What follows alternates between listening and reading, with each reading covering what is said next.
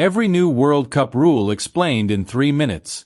The 2026 World Cup is going to look different. Not just bigger. Actually different.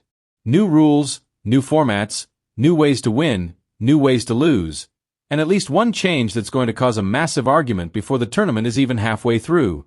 If you've been following football your whole life and you think you already know how the World Cup works, you might want to pay attention for the next 3 minutes. Let's start with the most obvious change. The World Cup is getting bigger.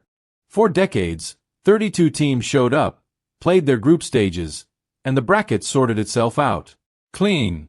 Familiar. Done. Now, 48 teams. Which sounds exciting until you realize someone had to figure out how 48 teams actually fit into a tournament.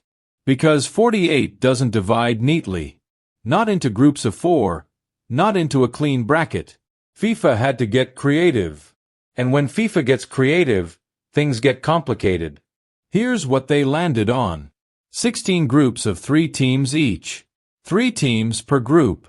You play 2 games, not 3, and the top 2 teams in each group advance automatically. Simple enough. Except here's where it gets interesting: the 8 best third-place finishers also advance.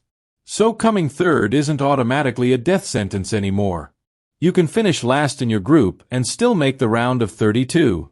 In theory, this keeps more teams alive longer and makes late group stage games matter. In practice, it creates a situation where a team might deliberately lose or at least not try too hard to win if they've already clinched advancement. You know the type. Now let's talk about the format beyond the group stage. Once the groups are done, you've got 32 teams left.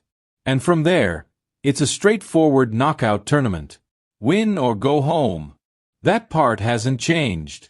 But getting there is a different story. Because with only 2 games in the group stage instead of 3, the margin for error shrinks dramatically. One bad day. One unlucky penalty. One goalkeeper who had the game of his life against you. And suddenly your World Cup is basically over before you found your rhythm. National teams and their managers are going to have to rethink everything about how they approach those first 2 games. Here's a rule change that sounds small but really isn't. 5 substitutions. FIFA is sticking with the 5 sub rule that started during the pandemic and never really went away. Now it's official World Cup policy. You can make 5 changes per game, but only 3 windows to do it plus halftime. This sounds simple. It isn't. It completely changes how managers think about the game.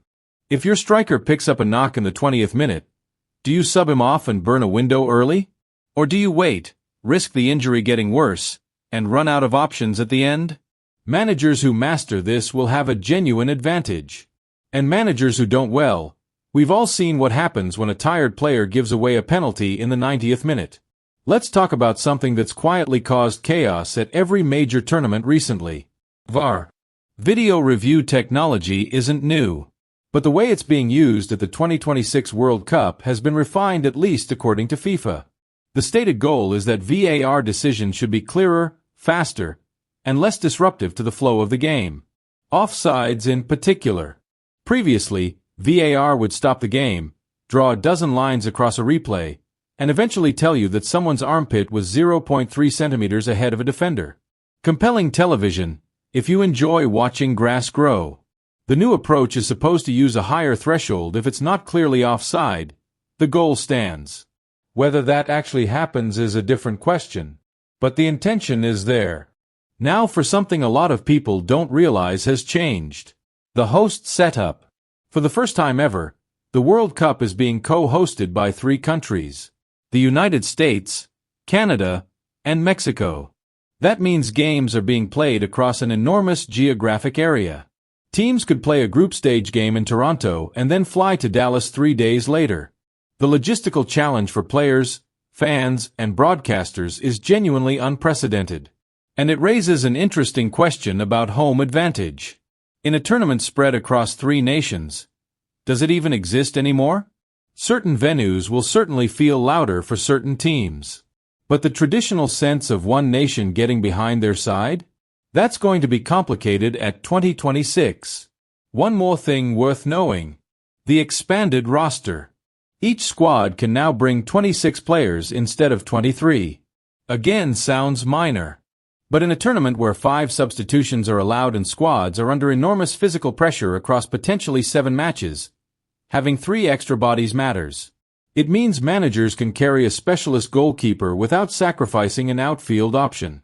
It means a player who's 70% fit can make the squad as cover rather than being left home entirely. The margins in international football are already razor thin. These 3 extra players could be the difference between a final and an early flight home. Here's where we come back to where we started. The 2026 World Cup isn't just bigger. It's genuinely different. Shorter group stages. More teams. 3-country hosting. 5 subs. Better or at least faster VAR. Every single one of these changes shifts the math on how you build a squad, how you play your first 2 games, and how you manage a team across an entire month of football. The teams that understand the new rules won't just follow them. They'll use them. And the teams that treat it like any other World Cup might find out the hard way that it isn't. The real question isn't which team is the best. It's which team adapts the fastest. If you want to actually understand the tournament when it starts, not just watch it, subscribe. We break down the rules, the tactics, and the moments that matter before they happen. And do not forget to like the video. See you.